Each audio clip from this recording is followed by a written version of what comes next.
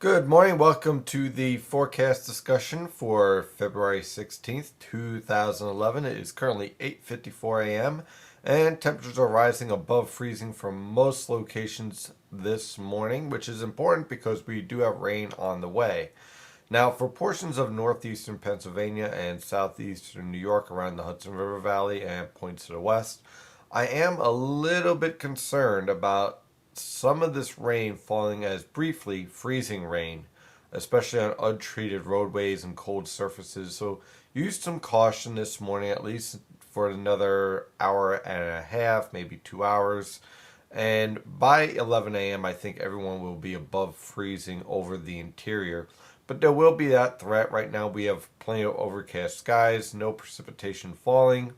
However, we do have rain falling over portions of central Pennsylvania around Williamsport, Pennsylvania, that will eventually work through the entire northern Atlantic. As far as the New York City and Philadelphia metropolitan area, winds are starting to develop from the south as warm air is invading from the southwest, and temperatures will rise nicely into the mid 40s to lower 50s throughout the region, which basically means that all rain will be expected for today. When we take a look at the radar, you can see we have plenty of rainfall developing and approaching from the Ohio River Valley, moving towards the northern Mid-Atlantic. Now, again, this portion right here is what's called virga. There's precipitation falling from the sky, but it's not reaching the ground because we have too much dry air in place. However, once that dry air gives way and the atmosphere moistens up, there will be a little bit of a threat of some freezing rain in northeastern Pennsylvania and southeastern New York, right around where I'm circling here. The rest of the region can expect rainfall developing by around noon and continuing on through the evening with some minor impacts for your evening rush hour. We're not really dealing with any significant heavy rain whatsoever. This is a fast moving, progressive low pressure system with plenty of warm air racing out ahead of it, which will lead to an all rain event. Now, I'm going to be saying that quite a bit as we move forward towards this weekend.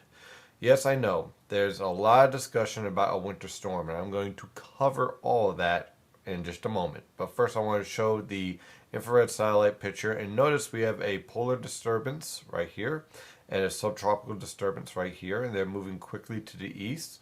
Now, this high pressure system will continue to move out in the Atlantic. This low pressure system will move through. And by tomorrow, this high pressure system over the plains will be in control and produce excellent weather conditions for tomorrow with temperatures in the 40s to lower 50s.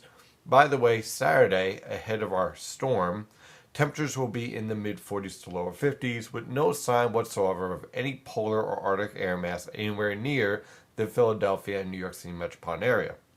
Remember that I said that. Temperatures on Saturday afternoon will be in the 50s, which means the boundary layer, your surface, your ground, will be, well, warm, right? Okay, it'll be warm. So let's take a look at the model guidance. Now, we're going to start with the Canadian model guidance, which has been rather consistent of late. And again, for the most part, all models agree on the next 48 hours. Low pressure system moves through, rain this evening. High pressure takes control for Friday and Saturday. Excellent weather conditions. And here we are on Saturday afternoon. We have our subtropical disturbance, which is going to be rather vigorous and strong. We have our trough moving into the west, which keeps this moving.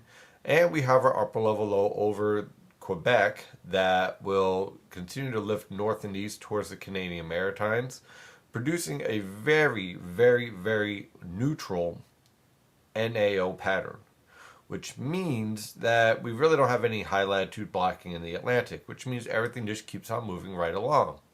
Now, the Canadian model guidance, I'm going to go over all the model guidance today, is suggesting that our subtropical disturbance, although strong and loaded with moisture, is going to be rather fast moving and progressive, which means that this disturbance with the polar jet stream and this disturbance with the subtropical jet stream never phase in time on Sunday morning. So at this point, as we move forward in time, again, look, see, this storm's moving rather progressively. We do have rainfall on Sunday and heading into Monday morning, and then the storm exits. Okay? Cold air doesn't get into the region in time. and we end up with precipitation pretty much suppressed over portions of southern New Jersey and the Philadelphia metropolitan area.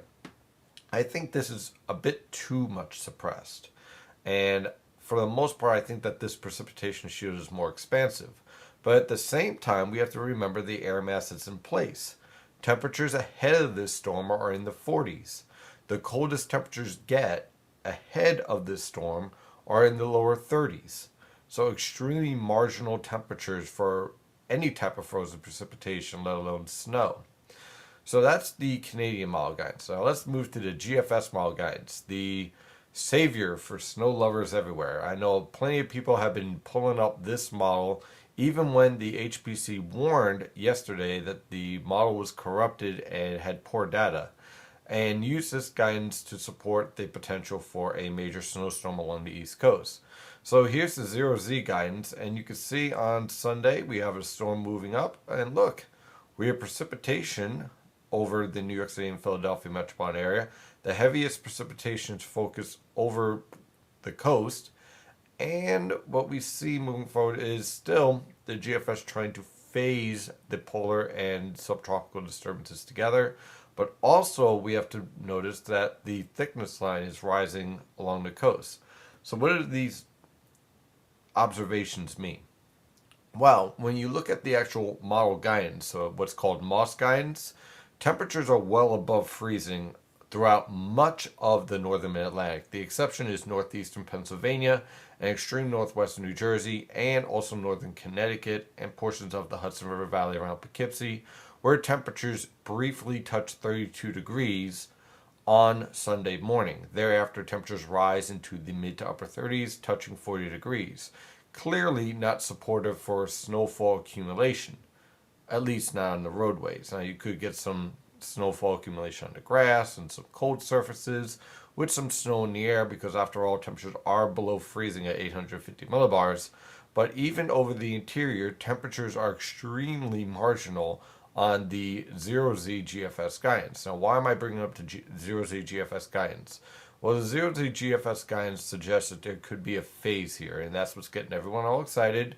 Maybe it could produce its own cold air, maybe some miracle can happen, and you end up with a heavy snowfall along the coast, or at least over some portion of the interior.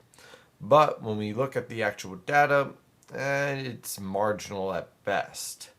So what else could we look at?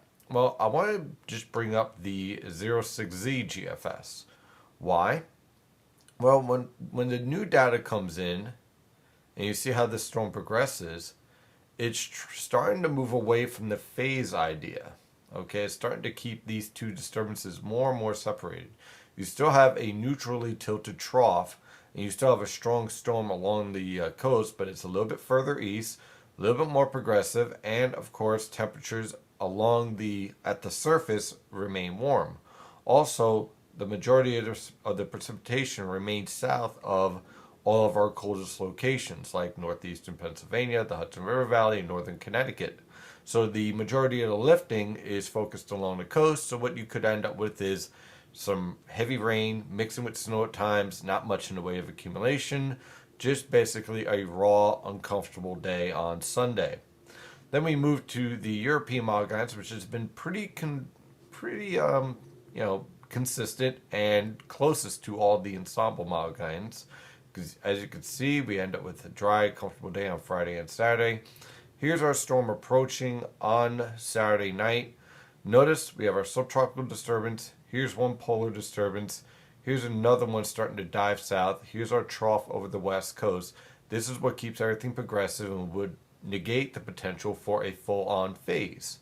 By the time we move into Sunday evening, we have a neutrally tilted trough, which suggests that the storm track is going to be moving east-northeast off the North Carolina coast. We have a separation in the polar jet stream and subtropical jet stream. This ridge axis suggests that the storm is going to be booking rather quickly and moving out into the Atlantic at a fast pace. And by the way, this Pacific pattern right here would argue against a storm slowing down and producing significant snowfall, or having the capability of pulling cold air into the coastal plain because it's moving too fast.